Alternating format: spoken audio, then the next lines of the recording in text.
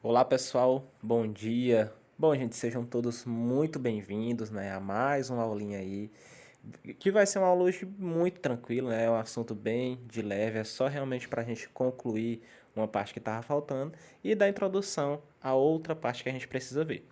Gente, eu acho que vocês já repararam, né, que vocês não estão podendo me visualizar, né, no slide hoje não tem aquela imagenzinha da câmera, por conta aqui de alguns problemas técnicos, vamos dizer assim. Tô com alguns probleminhas aqui para colocar essa câmera de novo e eu sei que fica muito ruim sem a câmera porque acaba que vocês ficam meio dispersos, né? Então uma imagenzinha da gente acaba deixando vocês um pouco mais presos aí ao vídeo. Mas daqui a pouquinho eu já vou estar resolvendo isso aí e voltamos aí com a programação normal. Por enquanto, eu espero que vocês sejam pacientes e entendam e se adaptem a maneira que eu estou conseguindo fazer por enquanto, que vai ser coisa rápida. Daqui a pouco eu já consigo resolver isso. Sem muita enrolação, né? Já fui explicado o que é que está acontecendo aqui com a câmera e já avisei para vocês que o assunto é bem tranquilo, então vamos começar aqui, né? Gente, para concluir esse assunto sobre a materialidade do som, né, que vocês já viram, ele já foi abordado até para assunto de prova, mas tinha alguns tópicos ainda que eu não tinha passado por eles e explicando, então eu trouxe aqui só para a gente dar uma pincelada bem simples, mas que não deixa de ser necessário a conta de definição mesmo, mas é bem tranquilo, é só definição, eu vou dar uma lida para vocês aqui e a gente segue adiante, tá bom? Sobre materialidade do som. Há dois modos do som se propagarem entre materiais. Inclusive, essa definição parece mais física do que arte, né? Mas é só realmente a definição. Deixa eu até recapitular aqui, porque acabei perdendo aqui o fio da meada com essa explicação minha aqui. Há dois modos dos sons se propagarem entre materiais: irregular e irregular. O ruído é característico do primeiro caso, que é o irregular. E o segundo pode ter como exemplo uma peça musical, que é onde o som já sai de uma forma mais límpida, né? Não é em forma de ruído. O som que passa por algum material sofre sempre alguma alteração de acordo com as características do material que teve contato. Só realmente uma definição, então não precisa nem muita explicação sobre isso não. Vamos adiante. Quais são os instrumentos de corda? Nesse ponto, eu faço uma ressalva. Aqui é muito interessante que vocês vão ao livro de vocês, né? Podem até fazer uma pausa aqui e depois vocês retornam. E leiam o tópico, o som das cordas. Eu não me recordo da página no momento, mas vocês já sabem mais ou menos onde é que a gente está no livro, então vai ficar fácil de vocês encontrarem esse tópico. Então vocês procurem, deem uma lida não precisa nem ser muito demorada não, rapidinha mesmo, e depois voltem aqui para a gente continuar. Ou então espera terminar aqui e vão lá e façam a leitura, contando que vocês leiam, não importa se é agora ou se vai ser posterior ao vídeo, tá?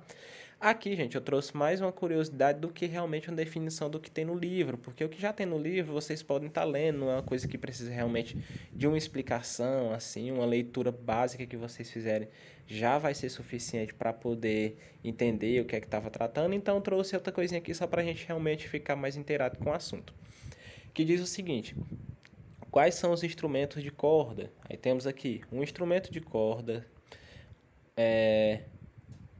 um cordofone em linguagem técnica, é um instrumento que utiliza de um corpo elástico, uma corda em termo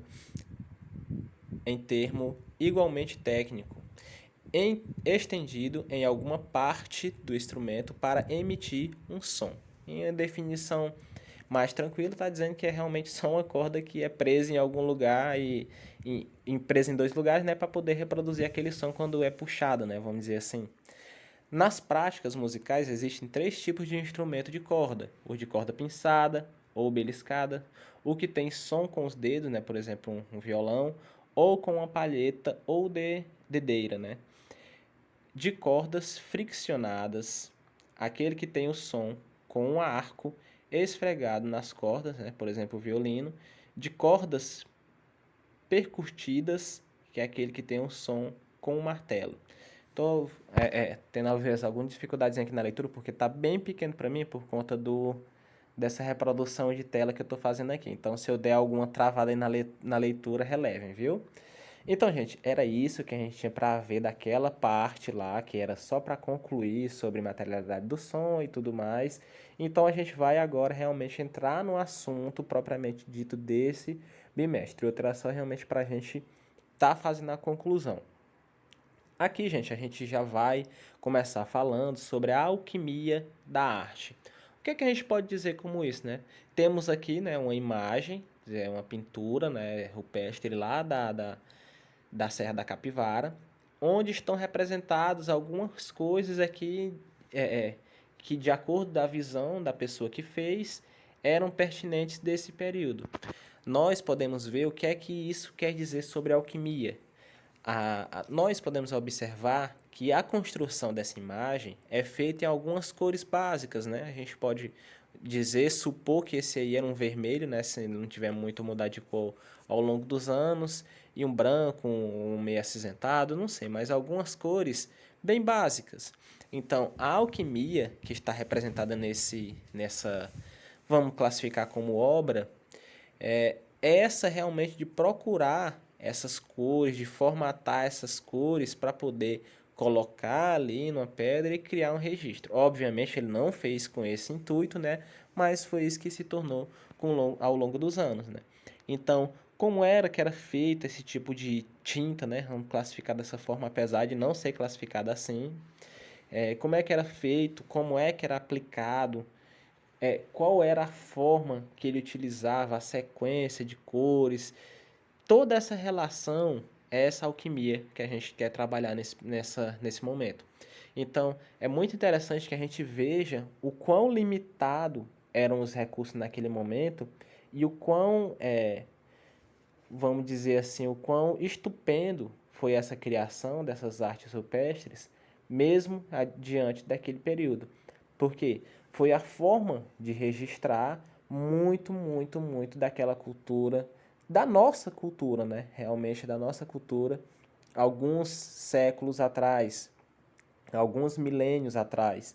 Às vezes, alguns artefatos até com milhões de anos, né? Então, nós podemos observar que essa alquimia foi responsável pela construção da história de um povo, pela construção da nossa história. Então, imaginar como é que isso foi feito é uma parte muito interessante desse processo, porque faz com que nós voltemos ao tempo e digamos a nós mesmos, caramba, como é que o pessoal naquele período conseguiu através de pedras ou através de algum fruto, produzir uma tinta para poder colocar ali numa pedra e aquela tintura segurar ao longo de tantos e tantos e tantos anos. Porque você pode ver que essa pintura aí está exposta ao sol, está exposta ao tempo, e mesmo assim, apesar de ter se deteriorado ao longo do tempo, ela continua lá, ela permanece lá. Aqui bem próximo a gente, no Buritizal, a gente também tem diversas pinturas, né, rupestres, só que assim, o cuidado que principalmente os pessoal que mora no entorno tem com elas não é tão grande. Então, eu fiz uma visita lá em 2018, se eu não me engano, e existiam algumas pinturas que os meninos estavam usando de alvo para atirar de estilingue. E assim, obviamente, né, algumas pessoas lá têm esse cuidado de estar cuidando, de estar reclamando, mas ainda tem esse tipo de atitude. Ainda existe esse tipo de atitude. E isso é assim irrepreensível, porque não pode de maneira alguma ser apagado, a não ser que seja pelo próprio tempo. Nós não podemos chegar num local desse e destruir, deteriorar. Temos é que cuidar, que preservar, porque isso somos nós, essa é a nossa história, certo? Então, essa alquimia da arte foi o que proporcionou essa identificação de muitas e muitas coisas daquele período, né? Aqui, ó, nós temos outras coisinhas também relacionadas com essa imagem anterior e com esse tópico anterior. Alguns tópicos para a gente debater, mas coisa bem tranquila. A arte rupestre é a visão, tá aqui só I, né? Mas é a visão de um mundo de cada período da história. Gente, deixa eu só afastar um pouquinho aqui, porque eu não... Pronto, agora ficou melhor. É porque eu tô apanhando aqui nessa outra gravação de tela, mas enfim, vou recomeçar aqui, ó. A arte rupestre é a visão de mundo de cada período da história. Pronto. Nós podemos classificar a arte rupestre como a visão, né, do que as pessoas tinham naquele período. Aqui realmente não é um é não, né, viu? É um é, mas é para ler como e a visão de mundo de outros períodos. É porque realmente me confundi aqui. Então, só recapitulando, a arte rupestre é a visão que as pessoas tinham de mundo naquele momento. Então, imagine aqui, ó, o que eles tinham visão de mundo naquele momento. Eram, em sua grande parte, animais, eram, em sua grande parte, filhotes de animais, era o movimento de caça, o movimento de dar à luz. Eram coisas muito e muito, muito, muito simples. Diferente da visão do mundo que a gente tem agora. Imagine se você fosse registrar, se te dessem aqui um papel. Aliás, um papel não, porque se degradaria muito fácil. Mas se pedisse para você colocar em uma parede, por exemplo, ó, faz aí um registro aqui do que é que você entende por sociedade nesse momento. Talvez a gente colocaria prédios, aviões, e faria desenho, né, de prédios, de aviões, de coisas que são presentes no nosso tempo. Já naquele período era outra coisa totalmente diferente. Então, a visão de obra de arte, a visão de representatividade muda com o passar dos anos. Obviamente, naquele período ele não fez isso com o intuito de ser uma arte ou qualquer outra coisa. Simplesmente fez, talvez nem com intenção de durar, e durou por muitos e muitos anos e chegou até o nosso tempo aqui. Então é muito interessante que a gente veja isso para poder fazer a relação da evolução das linguagens, que diz o quê? Naquele período, a única linguagem que eles poderiam utilizar entre si ali, a única não, né? Mas falando relacionada à arte, era a pintura, por exemplo, porque afirma-se, né? Aliás, afirma-se não. Imagina-se que o ser humano, por exemplo, já pratica dança desde o começo dos tempos, né? Mas com outros objetivos. Entretanto, trazendo para essa relação para o que a gente realmente pode provar, esse primeiro registro histórico que a gente tem realmente são as pinturas. Então, a gente trazer essa evolução das linguagens, nós temos que começar com a pintura. Então, imagine quantas coisas já estão diferentes relacionadas simplesmente a uma pintura. Não se precisa mais estar pegando ali uma pedra, dissolvendo para fazer uma tinta, ou procurando um fruto que dissolva-se e faça uma tinta também. Não, você pode ir ali no comércio e já comprar tudo pronto, das cores que você quer, 1001 canetas de pontas diferentes, espessuras diferentes, para você estar trabalhando nessa sua obra. Então, isso traz a relação da evolução das linguagens. Isso foi acontecendo ao longo do tempo e as coisas foram se modificando, se modernizando e pôde-se chegar ao que a gente vê hoje de ferramentas, vamos dizer assim. Aproveitamento de materiais, foi o que eu falei para vocês, né? Antes se precisava e não, procurar coletar alguma alguma pedra que solte um tipo de coloração que seja capaz de pintar, que tenha fixação. Tem alguns frutos, né, que até a gente ainda conhece até hoje, que são muito populares nessa questão de produzir tinta, né? Outro exemplo também que a gente pode citar é o pau-brasil, que a gente teve muito forte, né, em cerca aí de 1500, 1500 e alguma coisa aqui no Brasil, que uma das suas principais funções era a pintura de tecidos. Então, esses materiais vêm sendo aproveitados ao longo dos anos, obviamente com tendências, com sentidos e funções diferentes, mas não perdendo a sua essência, que era realmente trazer cor para para o que quer que seja, né? Se fosse para pintura, para um tecido mais moderno, para, por exemplo, produtos de beleza. Então são coisas que foram evoluindo junto com o tempo.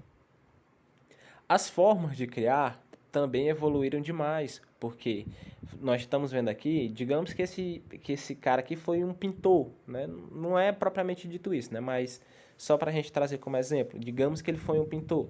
Então tá aqui a pintura dele. E imagine hoje, se fosse para ele fazer essa mesma coisa, vindo daquele tempo que não se conhecia os materiais, talvez ele não conseguisse fazer a mesma coisa que ele fez simplesmente pelo fato de estar engajado em outra cultura, em outro momento. Então, as formas de criar agora são diferentes. Ele não conseguiria, talvez, pegar um pincel e fazer esses contornos, porque talvez ele fez com o dedo, ou não sei, talvez ele desenvolveu um pincel e fez realmente com o pincel, mas as formas de criar evoluem todo dia. Então, se você passa 10, 20 anos sem estar em contato com isso, você já perde muita coisa. Imagine você passando milênios, né? Milhares de anos. Aqui, gente, nós temos o tópico, né? Também a critério também só de introdução, é bem tranquilo, que trata do Oriente ao Ocidente. Tem até uma frasezinha aqui para começar.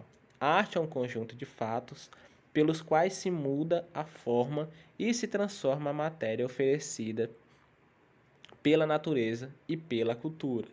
Bose trouxe essa definição, né, para fazer uma relação entre essa arte que vem evoluindo ao longo dos tempos, para dizer que ela agora aproveita muito mais as matérias-primas que tem, não somente da natureza, né, mas também da cultura. Mas como assim da cultura? Por exemplo, da cultura africana, existe algum tipo de pintura, da cultura chinesa, existe algum tipo de pintura. Então, o verdadeiro artista pega essas tendências e constrói a sua própria. Desse jeito, transforma materiais quaisquer em poesia. Não sei se vocês já tiveram a oportunidade de ver, mas com certeza sim, né? Principalmente essas artes que são feitas de materiais reciclados. Então, é uma transformação de um material em uma poesia. E poesia não quer dizer que seja escrito, né? Mas que seja algo com sentido, que seja algo que traga alguma relação, que traga alguma definição para você, alguma maneira de pensar diferente. Então, não quer dizer poesia escrita e cheia de rimas e coisa do tipo, não. Mas poesia da poética, e de transformar, por exemplo, no livro de vocês tem aí, né, um monte de televisão com defeito e o cara criou uma estrutura a partir disso, né? Eu não sei se é no capítulo que vocês estão vendo agora, se não for depois eu vou mandar a página aqui, vou deixar fixada aí nos comentários a página para vocês estar podendo visualizar. Então, essa transformação de materiais em poesia se faz indispensável nesse período que a gente vive hoje em dia, porque se desperdiça muita coisa boa que poderia estar sendo transformada, reutilizada, reaproveitada como alguma coisa artística, né? Então, a partir disso, existe um reconhecimento do povo, do Oriente ao Ocidente, através da sua arte. Então, nós podemos classificar, eu até já citei esse exemplo em outro momento, que dá para conhecer as pessoas, né, através de um olhar, vamos dizer assim. Eu até já citei um exemplo para vocês, que nós podemos observar uma pessoa e imaginar, essa pessoa acho que é do sul, tá ali tomando um chimarrão aqui no calor do Piauí. Não é possível que ele seja do Piauí, não. Aquele cara ali é do sul. Então, tem um traço de naturalidade que ele carrega consigo que faz que a gente chegue à conclusão, mesmo sem sequer ter trocado uma palavra com ele. Então, o reconhecimento do povo do Ocidente ao Oriente através da sua arte não quer dizer que você vá conhecer cultura por cultura, uma por uma, saber realmente o que é que significa cada tópico, cada ponto. Não, mas, por exemplo, nós vemos aquela cultura dos samurais. Nós sabemos que é uma coisa mais relacionada ao Oriente, né? China, Japão, esses países têm essa cultura mais focada nisso. Já para nós, o pessoal já relaciona mais, vamos dizer, uma capoeira, carnaval. São coisas, são traços que a cultura foi se formando ao longo dos anos e não deixou de existir essa relação. Então é muito fácil para você supor que alguém é de determinada região através das vestimentas, através do que ele gosta de música, né, de ficar ouvindo, através do que ele gosta de até assistir às vezes, né, são alguns traços que as pessoas têm e que vão se tornando fáceis de interpretar ao longo dos anos. Aqui, ó, temos um pouco de uma arte chinesa, né, que é a arte Sumie. Vocês podem até estar visualizando aqui, não sei se vai ficar bom para vocês, porque a imagem é pequena, mas tem aí, né, uma espécie de falcão, né, de águia, né, vou definir dessa forma porque não sei exatamente que bicho é esse, talvez seja até uma fênix, e está aí, ó, relacionado, vocês podem ver o tipo de traço que ela usa para fazer essa pintura, e esse tipo de arte é uma técnica de pintura oriental que surgiu na China, lá pelo século II, da era cristã. Da China, o sumiê foi levado para o Japão, onde tornou-se mais difundido. A palavra tem raiz japonesa que significa pintura com tinta, né? Que normalmente a maioria das pinturas são com tinta. Então, nesse ponto também eu vou pedir que vocês procurem o livro de vocês, deem uma lida boa nesse tópico. É bem tranquilo, é só para você realmente ter uma ideia geral de como é que se trata esse tipo de arte, mas não é uma coisa muito cobrada em prova, não. Já vou adiantar para vocês. Então, se preocupem em realmente conhecer, mas não fiquem tão pilhados em estar realmente com isso na ponta da língua, não. É realmente só para vocês estarem conhecendo o que é. Aqui, ó, temos um pouco da espécie de pintura que eu particularmente acho das mais bonitas, que é a pintura a óleo. Aí temos aqui a definição. O uso do óleo é conhecido desde a antiguidade. Já era muito difundido entre o artista da Idade Média, embora em minoria, porque naquela época predominava a pintura a têmpera ou a frescos. No final do século XIV e durante o século XV, o uso do óleo começou a ser generalizado em detrimento de outras técnicas, uma vez que a pintura não, uma vez que permitiu uma secagem mais lenta da tinta, correções na execução da mesma e uma excelente estabilidade e conservação da cor, os pintores Flandres foram os primeiros a usar o óleo regularmente na sua invenção e a erroneamente atribuindo a pintor Jean-Jacques Eyrick. Gente, estou lendo bem ruim aqui porque tá muito pequeno aqui para mim. Para vocês acho que tá um tamanho legal aí, mas para mim fica bem pequeno. Mas se vocês não tiverem entendido, acho que dá para dar uma pausazinha aí e ler com mais tranquilidade.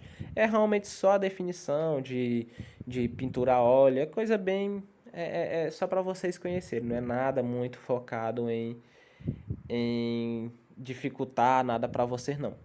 Daqui em diante, gente, eu peço que vocês façam realmente uma leitura, porque já vai ficar uns tópicos bem realmente só de curiosidade mesmo, não é nada focado em prova ou assunto mais difícil, não. Como eu disse para vocês no começo, é uma aula bem tranquila, é só para a gente conhecer, para a gente estar inteirado. Então tem aqui a página, da página 176 à página 178, vocês vão finalizar essa leitura desse assunto. Realmente foi um assunto bem tranquilo, uma aula bem tranquilona, só pra gente não deixar passar nada, viu?